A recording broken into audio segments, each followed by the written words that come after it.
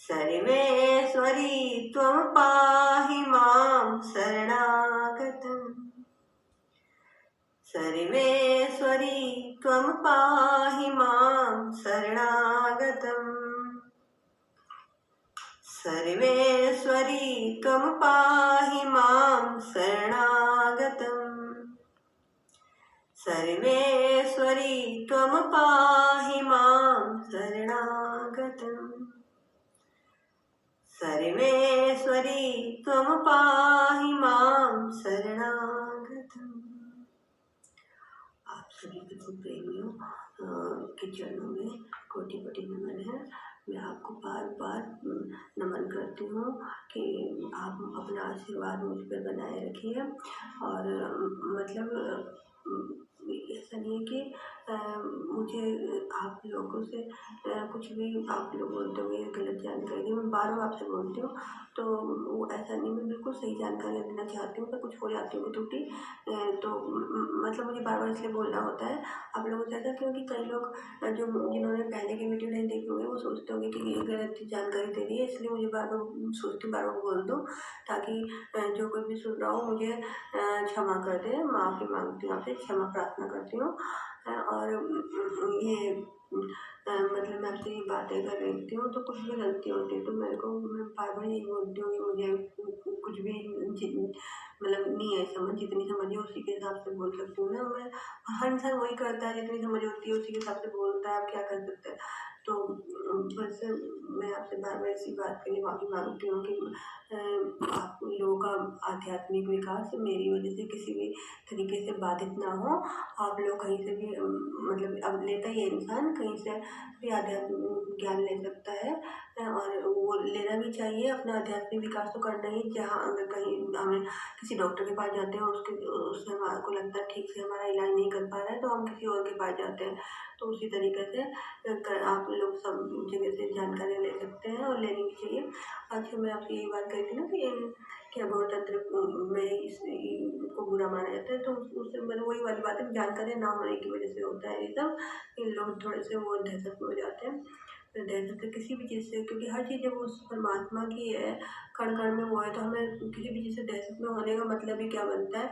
और इसीलिए सर्वेश्वरी माता का गौ तंत्र में भी बहुत बोलते हैं कि बहुत ही ज़्यादा महत्व बताया जाता है, क्योंकि ये 3 रूपों की आराधना की जाती है, उसमें साधना की जाती है।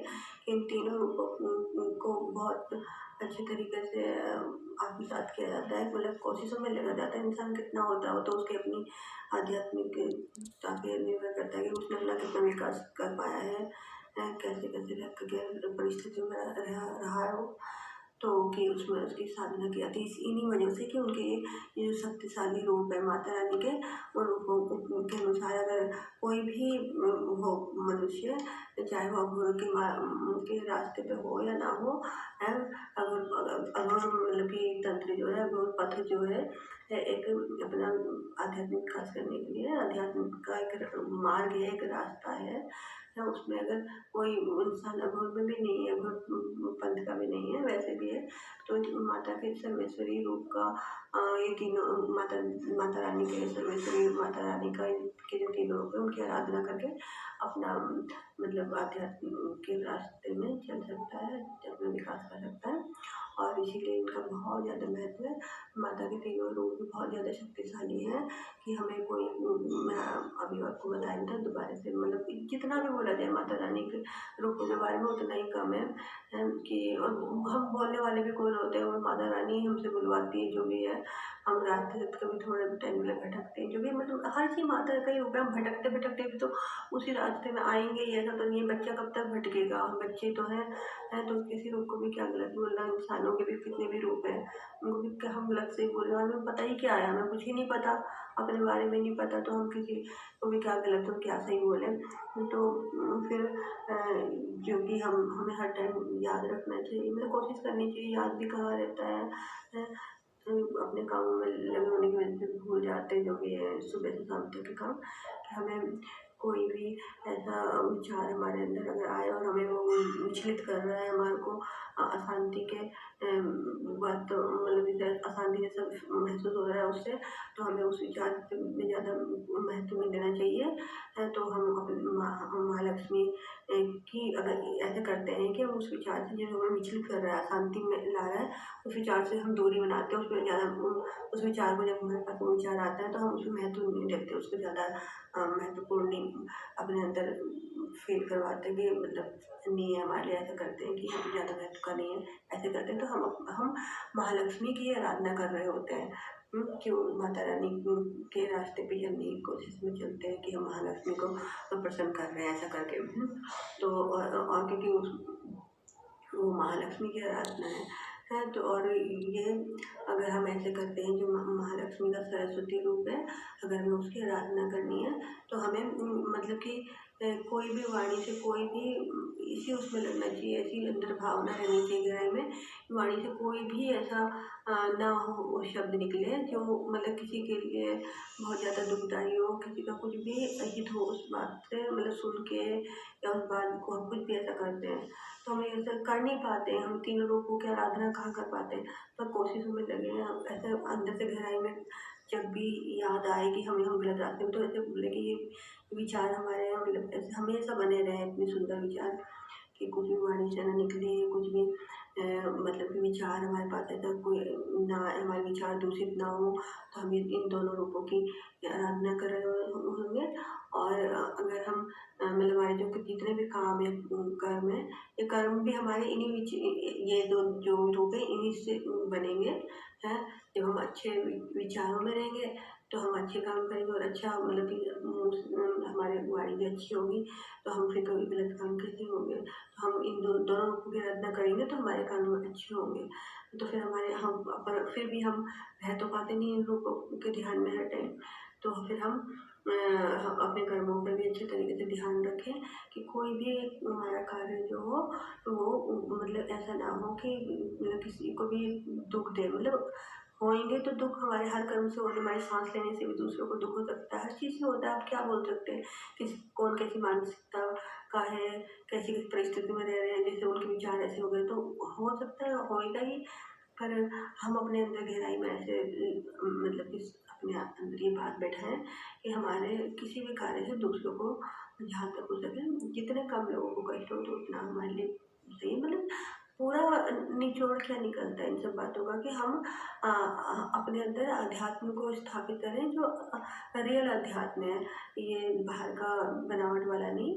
असली में गहराई में हम माता रानी के तीनों रूपों को अपने अंदर आत्मसात करने की कोशिशों में लगे हैं। तो तब सही सही रास्ते, आध्यात्म के रास्ते में हम सही तरीके से चल पाएंगे और अपने आध्यात्मिक जो भी हमारा विकास है वो हो पाएगा, नहीं तो नहीं हो पाएगा। और माता के तीनों रूपों को हम प्रसन्न करके हम माता रानी सर्वेश्वरी माता को ही प्रसन्न कर रहे होते हैं।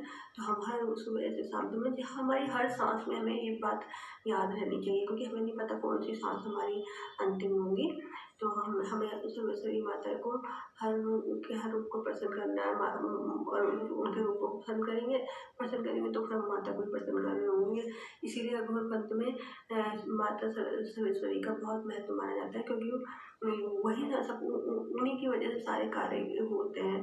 इसीलिए हमें हरदम ऐसा करना चाहिए। और मैं आपसे कुछ बोलने के लायक तो हूँ नहीं, और आप सब लोग परम ज्ञानी हैं, कितने कितने प्रचंड विद्वान के साथ रहे हैं, मुझे तो कुछ भी नहीं पता। पर मुझे पता ही है हमें तो कुछ कहाँ जानकारी, आप लोगों ने तो बहुत आध्यात्मिक उन्नति कर रही की होगी, तभी आप मुझे जैसी एक तुझ इंसान जिसको कुछ भी नहीं पता उसको इतने लंबे टाइम से मतलब एक तरह से बर्दाश्त नहीं बोले चाहे सुन रहे हैं। जो भी आपको कहीं से भी अध्यात्म का जरा सा भी कुछ मिलता है तो आप आध्यात्म में रुचि होने के कारण उसे मतलब स्वीकार करते हैं। तो आपने मुझे स्वीकार किया है अपना समझ कर, जो भी आपका आध्यात्मिक ज्ञान है उसकी वजह से।